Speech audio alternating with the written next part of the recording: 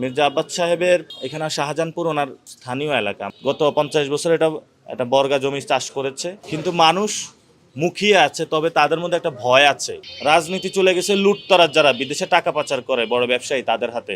তারা হলো বিভিন্ন এমপি যারা গডফাদারদেরকে পালে, তারা সন্ত্রাসী, চাঁদাবাজি, দুর্নীতি সবকিছু করে, তারা ওইখান থেকে প্রোটেকশন নেয়। এখন ঢাকা 18 নমিনেশন পেপার জমা দেই।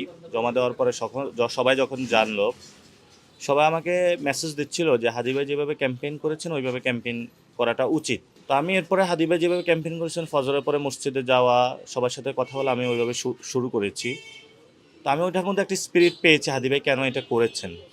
আমি যেখানে মসজিদে গিয়েছি, মুসল্লিদের সাথে কথা বলেছি, প্রত্যেকের সাথে হাদি ভাই হলো মুসাফা করেছেন, হাত মিলিয়েছেন। তো হাদি ভাইয়ের এখানে সবাই একটা কথাই বলছে যে সত্যের পথে থাকতে হবে, ইনসাফের পক্ষে থাকতে হবে, এবং যারা এখানে হাদি ভাইয়ের লিগেসি ধরে থাকবে, যারা এখানে হাদি ভাইয়ের মতন কাজ করবে, যারা হাদি ভাইয়ের মতন পথে, তারা বলেছেন আমরা তাদেরকে ভোট দিব, তাদেরকে জয়ী করবো ইনশাআল্লাহ। এবং আমরা মনে করি যে হাদি ভাইয়ের পথে সবারই আসা উচিত।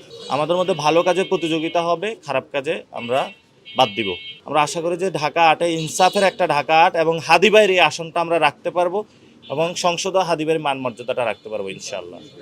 উনি একজন দীর্ঘ সময়কালীন রাজনীতিবিদ, তো কিন্তু আমরা ৫ তারিখে একটা ঘোষণা দিয়েছিলাম যে পুরাতন বন্দোবস্ত আসলে আমরা চাই না, এবং আমরা চাই যে হাদি ভাই যে ইনসাফের, যদি উনি ইনসাফ চায় সেটা তো ওয়েলকাম, ইনসাফ না চায় এটা তো আমরা আর কিছু বলতে পারবো না। তবে এবার ইলেকশনে আমরা আশা করি যে এখানে ভালো কম্পিটিশন হবে, এবং মির্জা আব্বাস সাহেবের এখানে শাহজাহানপুর ওনার স্থানীয় এলাকা। আমরা এখানে আজকে এসেছি, ভোটারদের সাথে কথা বলেছি, ব্যাপক সাড়া পেয়েছি। আমরা মসজিদেও সবার সাথে কথা বলেছি, এত সাড়া পাবো আশা করি নাই, কিন্তু মানুষ মুখিয়ে আছে, তবে তাদের মধ্যে একটা ভয় আছে। তো আমাকে অনেকজন চুপি চুপি কানে বলেছে যে ভোট কেন্দ্রে যখন ভোট দিতে যাব তখন কিন্তু আর ভয় পাবো না। তা আমাদের ঢাকা ৮ আসনে আমরা মনে করতেছি একটা সাইলেন্ট ব্যালট রেভলিউশন হবে, এবং 11 দলীয় জোট, যেটা ব্যাপক হারে প্রার্থীরা পুরো বাংলাদেশে জিতবে, এবং মানুষ মুখিয়ে আছে ভোট দেওয়ার জন্য।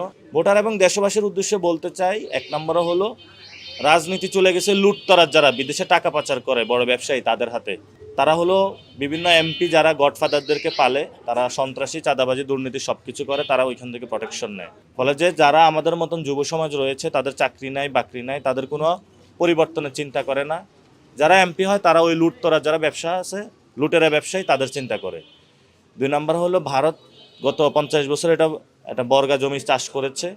আমাদের ভারতকে আমরা বিদায় করেছি এই 5 তারিখে, এবং হলো ভারতে আবার আমাদের যাদেরকে বিদায় করেছিলাম বাংলাদেশেরই খুনি শেখ হাসিনা, তারা আশ্রয় নিচ্ছে। এটা আমাদের একটা চ্যালেঞ্জ, শেখ হাসিনাকে ফিরিয়ে এনে বিচার করতে হবে। গণভোট যদি আমরা জিতাইতে পারি তাহলে সংস্কার হবে, বাংলাদেশে আমূল পরিবর্তন হবে।